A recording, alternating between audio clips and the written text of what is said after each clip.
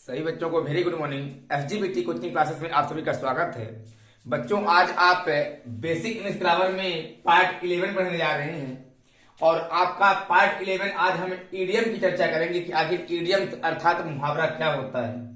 बच्चों, इसके पहले हम आपको पार्ट 10 में पार्ट ऑफ सेंटेंस दे चुके हैं।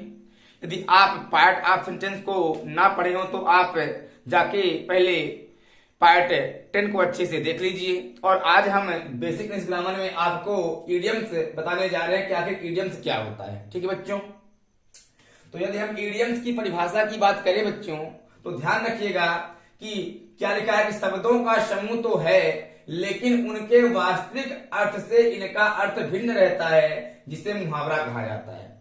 आपका इडियम्स बच्चों ये एक शब्दों का समूह ही होता है, लेकिन इसमें डिफरेंस क्या है। फ्रेज और इडियम में डिफरेंस क्या होता है बच्चों कि इनका जो अर्थ होता है वो अपने वास्तविक अर्थ से कुछ भिन्न अर्थ हो जाता है, जिसे हम इडियम्स कहते हैं। और आपका फ्रेज क्या होता है कि जो आपका वर्ड होता है उसका वही अर्थ होता है, इसलिए उसे हम फ्रेज बोलते हैं।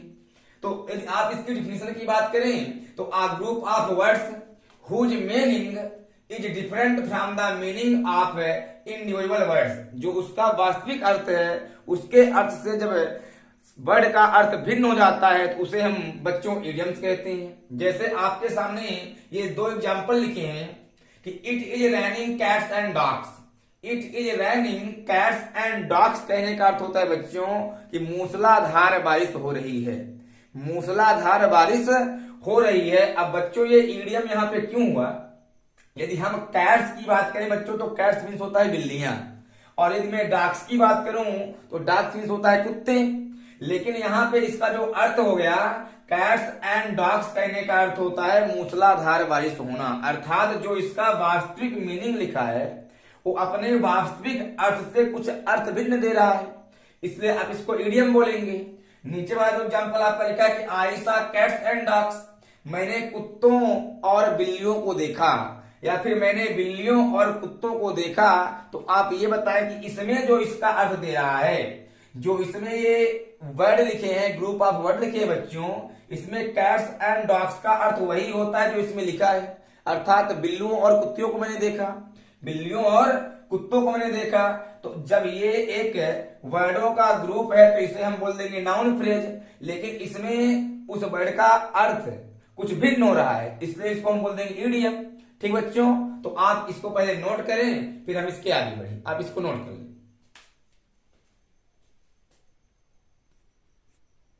ठीक है बच्चों, आप इडियम को समझ गए हैं कि आखिर इडियम क्या होता है। अब हम आगे आपको बताने जा रहे हैं सिलेबल्स क्या है।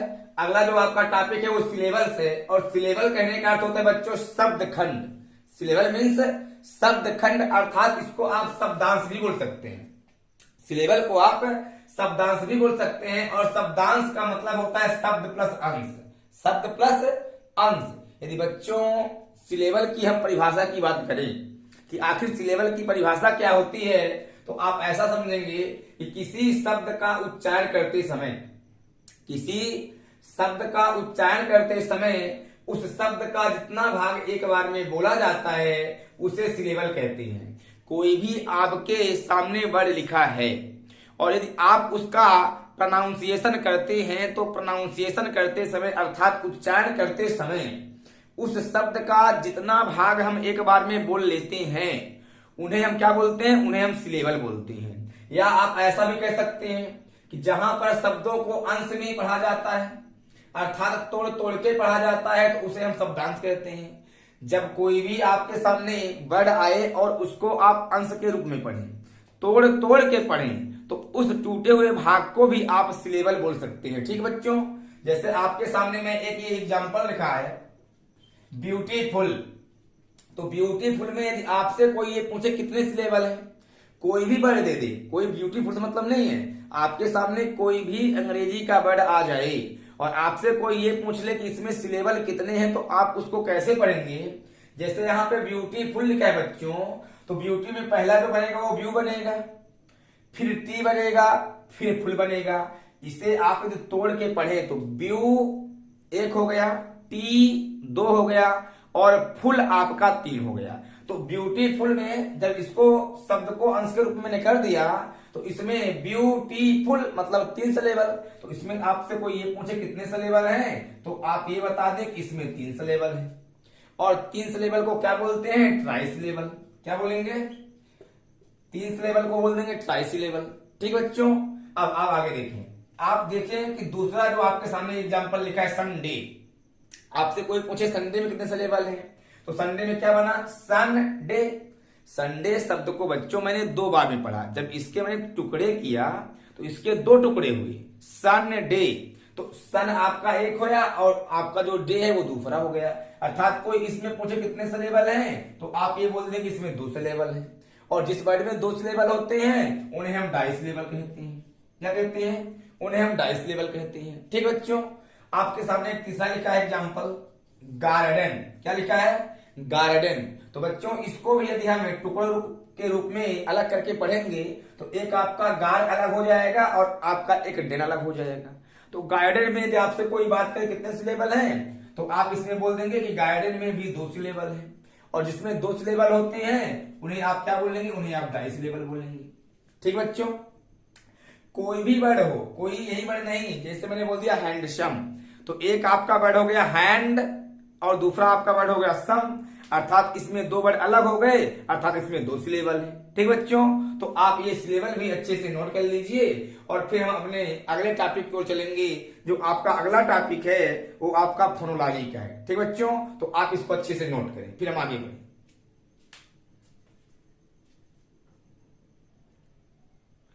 ठीक बच्चों, आप सिलेबल को समझ गए हैं। अब हम अपनी अगली टॉपिक की ओर चलते हैं। जो आपकी अगली टॉपिक बच्चों है फोनोलॉजी। फोनोलॉजी कहने का अर्थ होता है बच्चों वर्ण ध्वनि। क्या लिखा है? फोनोलॉजी मीन्स होता है वर्ण ध्वनि। यदि हम फोनोलॉजी की बात करें तो जैसा आप देख रहे हैं कि अल्फाबेट के संरचना के ज्ञान के साथ ही प्रत्येक लेटर की सामान्य ध्वनि का ज्ञान होना भी आवश्यक है। यदि हमको अल्फाबेट का ज्ञान हो गया है तो जो अल्फाबेट में प्रत्येक लेटर है बच्चों उनके आप का जो ध्वनि है उसका ज्ञान होना भी आपको आवश्यक है। जो उनके अल्फाबेट के लेटरों का ध्वनि है उनका ज्ञान होना भी आपको आवश्यक है, जिससे शब्दों की रचना तथा उच्चारण का बोध हो सके। उसे हम क्या बोलते हैं? उसे हम फोनोलॉजी बोलते हैं।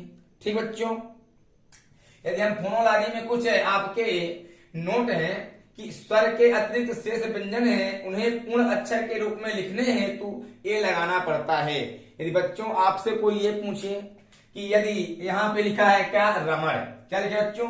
यहाँ पे लिखा है रमण और बोले कि रमण की स्पेलिंग यदि मैं ऐसा बना दूं बच्चों, इस रमण की यदि मैं अंग्रेजी ऐसा बनाऊं कि आर रकार हो गया, म का यम हो गया और अणा का आपका यन हो गया, तो आप ये बताए क्या ये कहना सही होगा? यदि इतना मैं स्पेलिंग लिख दूं कि आर यम यन तो क्या ये कहना सही होगा? ये कहना सही नहीं होगा, क्योंकि फोनोलॉजी में आपको ये बताया गया है कि जो आपके वर्ड बनते हैं, जो आपके अक्षर होते हैं वो क्या स्वर से मिलके बनते हैं। अर्थात व्यंजन में आपका स्वर मिला रहता है। तो जो आपके व्यंजन है अर्थात इस रा में आ मिला हुआ है तो इसका जो स्पेलिंग बनेगा तो RAMAN। क्या बनाएंगे आप? RAMAN। इसीलिए उसमें ए लगा देते हैं। क्या लगा देते हैं? ए लगा देते हैं। जैसे हर, तो हर का HARI। ये हा तो छोटा है लेकिन यहाँ पे आ लगा दिया गया। क्यों? क्योंकि ये व्यंजन है और व्यंजन में स्वर मिला रहता है। ठीक बच्चों, आपका जो दूसरा है यदि पहले स्वर आ गया हो, क्या बोला गया? यदि पहले स्वर आ गया हो तो अंतिम वर्ण के बाद ए लगाना आवश्यक नहीं है। आपके कोई भी शब्द लिखे हैं अंतिम वर्ण के बाद आपसे कोई पूछे कि आप ये सब छोटे हैं, रा मा रा सब छोटा है, लेकिन रा में आप ए लगा रहे हैं, मा में ए लगा रहे हैं, अड़ा में आप ए नहीं लगा रहे हैं, इसके आगे ए नहीं लगाए हैं। तो ध्यान रखिएगा अंतिम वर्ण के बाद ए लगाना आवश्यक नहीं है। अर्थात अंतिम वर्ण के बाद ए नहीं लगता है। ठीक है बच्चों, और यदि आप ऐसा भी समझें, ये तो आप दो आपको नोट बता दिए गए बच्चों। यदि हम तीसरे की बात करें बच्चों तो आप इधर देखिएगा थोड़ा सा कि जब 2 या 3 व्यंजन किसी भी शब्द को लिखते समय 2 या 3 व्यंजन एक साथ आ जाते हैं तब अंतिम वर्ण के बाद ए लगा दिया जाता है। कैसे? जैसे यहाँ पे मान लीजिए लिखा है राजेंद्र, क्या लिखा है, देखिएगा ध्यान से, यहाँ पे लिखा है राजेंद्र, और आपका राजेंद्र की जो अंग्रेजी बनेगी तो RAJENDRA। अब अंग्रेजी में तो बच्चों ये राजेंद्रा हो गया, क्या हो गया, राजेंद्रा हो गया, लेकिन इसको राजेंद्र ही पढ़ेंगे, राजेंद्रा नहीं पढ़ेंगे। अब ऐसा होता क्यों है, ये आपका नोट नंबर 3 है। नोट नंबर 3 आप लिख भी लेंगे कि जब किसी भी शब्द में जो वर्ण हो उस वर्ण के साथ 2 या 3 व्यंजन एक साथ आ गए हों, तब फिर अंतिम अक्षर के बाद ए लगा दिया जाता है। ऐसे जितने भी आपके शब्द बनेंगे, मैंने बोल दिया सुरेंद्र, क्या बोल दिया, मैंने बोल दिया सुरेंद्र, तो SURENDRA, उसे तो अंग्रेजी में सुरेंद्रा हो गया, लेकिन सुरेंद्रा नहीं पढ़ेंगे, इसको हम सुरेंद्र ही पढ़ेंगे। जब 2 या 3 व्यंजन एक साथ आ जाए, देखिए दा है, रा है और ना है, एक ही वर्ण में 2-3 व्यंजन एक साथ आ गए हैं, इसलिए अंतिम वर्ण के बाद ए लग जाता है। ठीक बच्चों, तो आज आपको क्या बताया गया, आज आपको सिलेबल बताया गया और सिलेबल के बाद आपको फोनोलॉजी बताया गया। ठीक बच्चों, आप सभी बच्चों ये ध्यान रखें, यदि आप हमारे चैनल पर नए हैं तो आप हमारे चैनल को सब्सक्राइब करें, वीडियो को लाइक करें। जहां भी आपको जिस टॉपिक में प्रॉब्लम है या फिर आपको जो भी टॉपिक चाहिए, आप कमेंट बॉक्स में कमेंट करें, आपको जरूर बताया जाएगा। ठीक बच्चों, तो आज के इतना ही, अब मिलेंगे अपने दूसरे वीडियो के साथ। ठीक है, धन्यवाद।